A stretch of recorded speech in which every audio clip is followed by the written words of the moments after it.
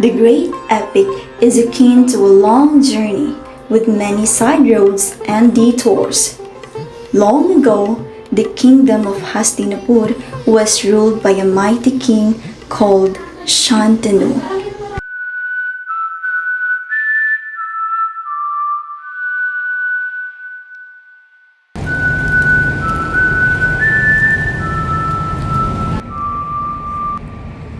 My lady, may I know your name? My lord, why do you want to know my name?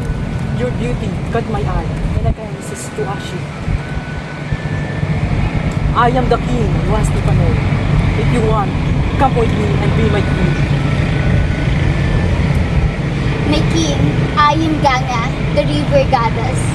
I will accept your proposal if only you will make a promise. What is it? I want you to make a promise that you will never question me about the reasons of my actions. Yes, I promise. Ganga gave birth to 7 kids, but right after the delivery, all the kids were left in the river to drown. King Shantanu refrained from asking because he promised Ganga not to question her actions. Then the 8th child was born, and King Shantanu cannot hold it anymore, knowing that his wife will throw their child into the river again. Ganga, stop it. I cannot take this anymore. Why? Why you do this to me? Why do you so cruel to our children? My king, you didn't keep your promise. I will tell you the truth. Our children were born as celestial cats. Due to curses, they are born as the humans. To reduce their punishment, I threw them into the river. But now that you didn't keep your promise, I can no longer stay with you. I'll let our 8 children stay with you. Don't leave me. Please don't go. Don't leave us. Ganga left King Shantanu and their 8th child forever. The king was in deep sorrow. He named his son as Devarata. The child grew and is trained.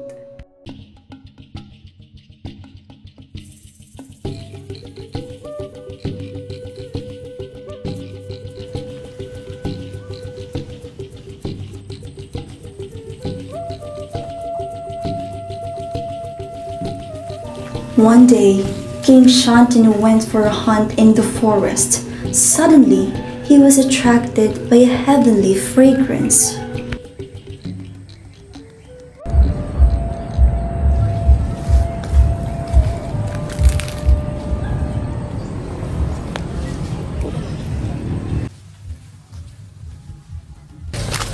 What a marvelous beauty. Beautiful maiden. May I know your name? I am Satyavati, my lord, the daughter of a fisherman in this village. You are so beautiful. I am the king who has Tinapur, and I would like to marry you. Only if you ask my father, and he agrees. King Shantanu went to the village to see Satyavati's father.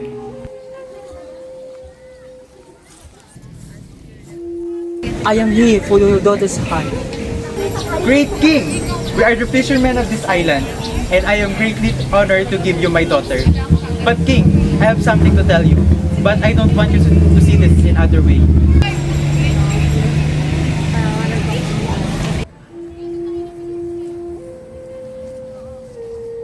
If my daughter marries you, her son cannot be a king, as your eldest son is already there.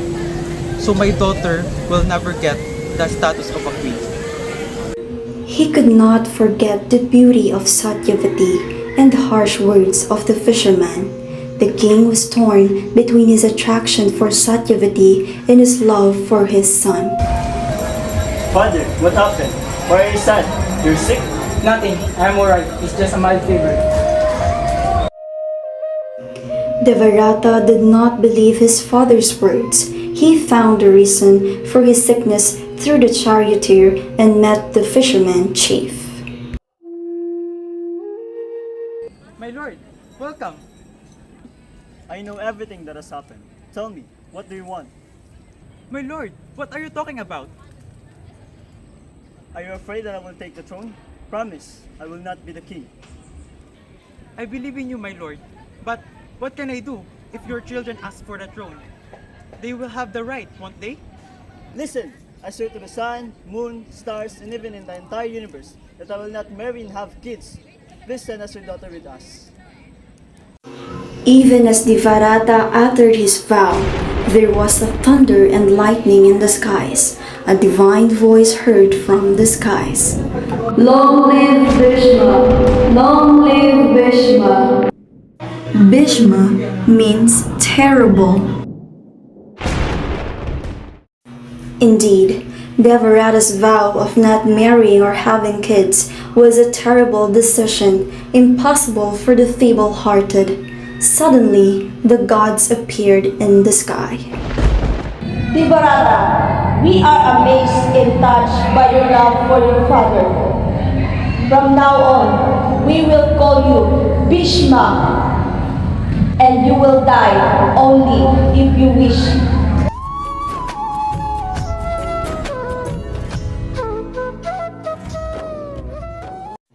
A year passed, and Satyavati gave birth to 2 sons, and Shantanu died after a few years. Satyavati gave the entire responsibility of ruling the kingdom to Bhishma. One of the 2 princes, Chitrangana, who succeeded Shantanu, was killed in a battle. Only Vichitrariya was alive to rule the kingdom. Bhishma, I consider you as my eldest son. You must take care of my Vichitrariya and my kingdom. I hope you get married and settle down. I can take care of everything, but I don't want to marry, and I don't want to. I will get the beautiful princess for a daughter. Bhishma decided to get the 3 beautiful princesses, Amba, Ambika, and Ambalika, for his brother. They were the princesses of Kashi. On the way, Amba pleaded Bhishma to spare her. My king, I have decided to marry the prince of my king. I request you to leave me. Go get the prince you want. You may go now.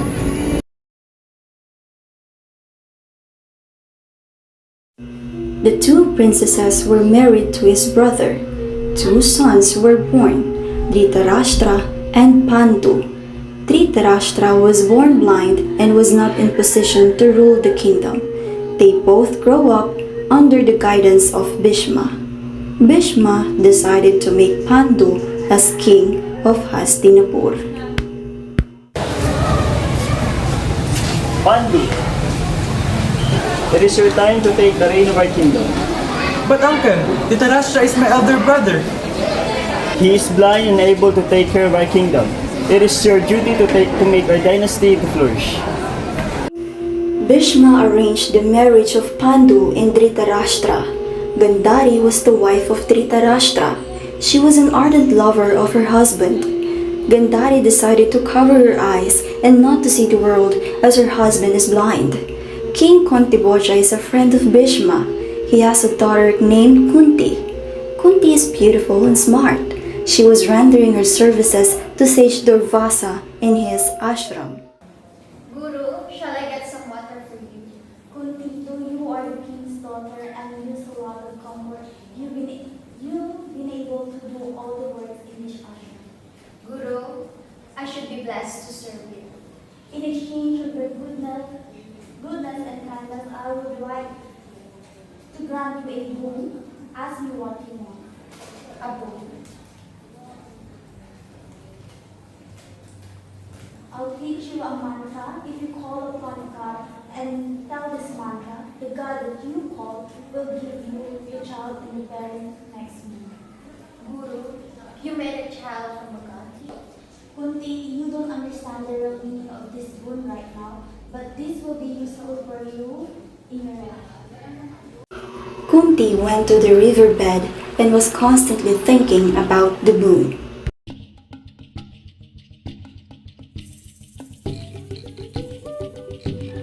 Is it possible? Calling to the gods and getting a child from them. How is that? Shall I tell the mantra now? I'm going to try the mantra and see what happens. She opened her eyes and saw the powerful sun. She decided to call on the sun god. She closed her eyes and recited the mantra. A few minutes later, clouds gathered in the sky and became reddish in color.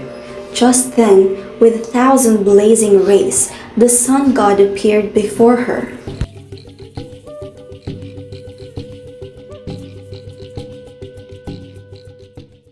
Dear lady, I am here to give you a child as per by the word received by you. My lord, I am a married girl. I take back this mantra. Please forgive me. Kunti, I am bound by the power of Maja. I cannot go back without giving you the child. The next moment, a lovely child was in the hands of Kunti, and the goddess sun disappeared. Kunti was stunned to see the glowing child who was born with armor in the chest and the 2 lovely earrings. Kunti was not able to take her eyes off the child. I can take this child with me.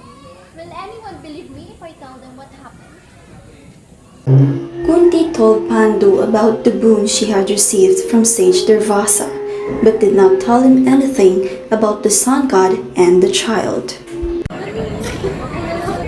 He told me that the boon will help me in the future.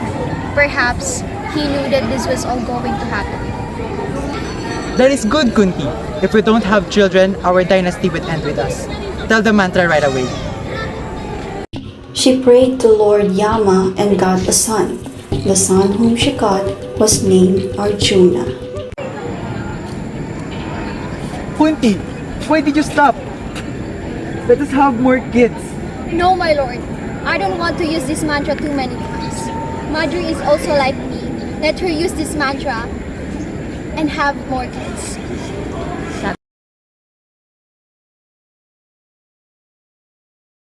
Madri recited the mantra and called upon god Ashwins. She had 2 sons, Nakula and Sahadeva.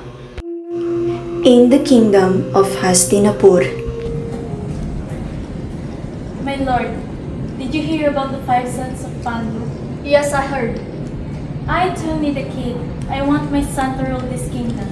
Don't worry, we will get our son to rule the empire. A few days passed and Gandhari delivered, but to everyone's surprise, it was not a baby. It was a ball of flesh. Gandhari was in tears. Just then, Sage Vyasa came to meet Dhritarashtra.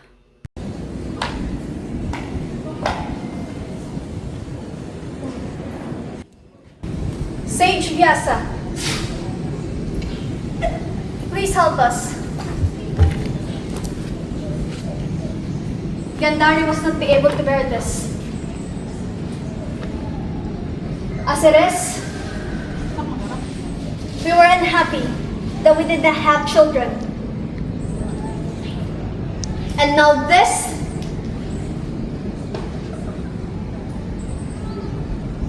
please bless me that my son should rule the Hastinapur. Dhritarashtra, this is a course.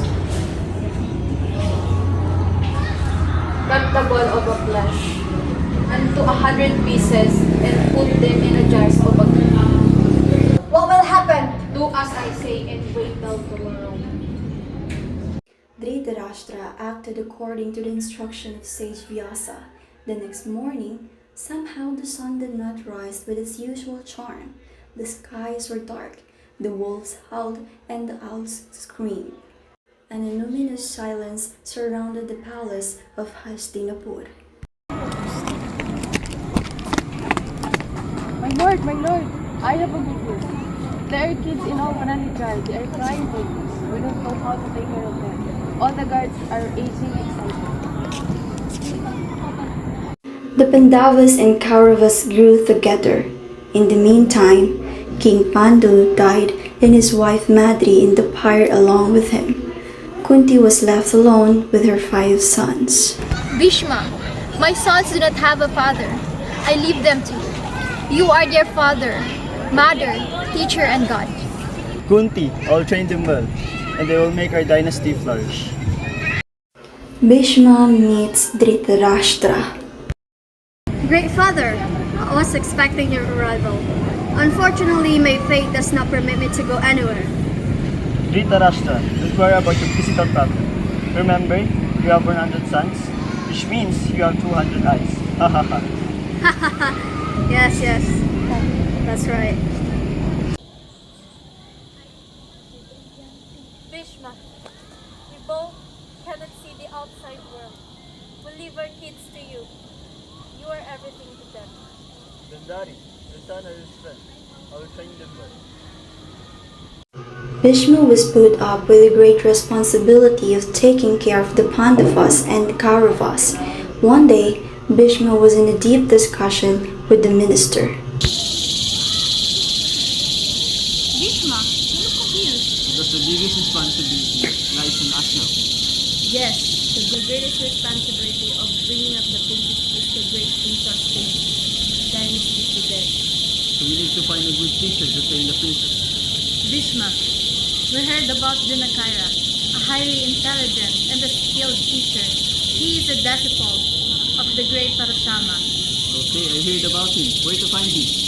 There is none to match him now. If he is willing to train the princess, our problem is solved. I will send our men to find his whereabouts. Okay, that's the problem. Drona was moved by the kindness of Bhishma. Drona became the guru of the Pandavas and the Kauravas. The prince liked their guru. He trained them well in various forms of martial arts. Of all the princes, Arjuna was very smart. Drona liked him very much. Years passed. One day, when he was training the prince, he wanted to test him. Dear students, I have taught to you all of the nonsense of archery. I hope you don't have any doubts. Guru, tell us what to do. Look at the bird as a tree. Now, shoot the bird.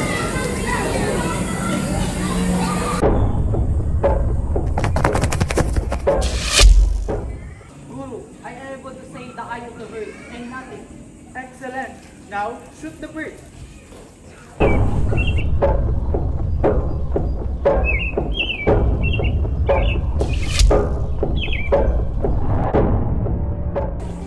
Good shot. That is what I expected.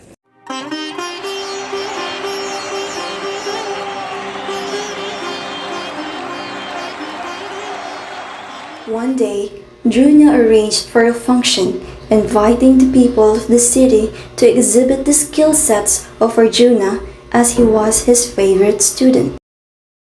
A man suddenly appeared.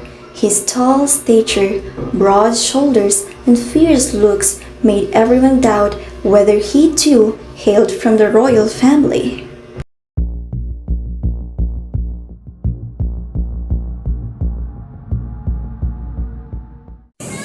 Drona, I am Karna. I can do whatever you can do, and even more. Are you a king? Do you have a kingdom? I am the son of Adhirata. Adhirata? I never heard a name like that. He is a charioteer. Oh, a charioteer son. Wonderful. Bhishma was not happy to see Karna insulted, but he was not able to say anything in front of the crowd.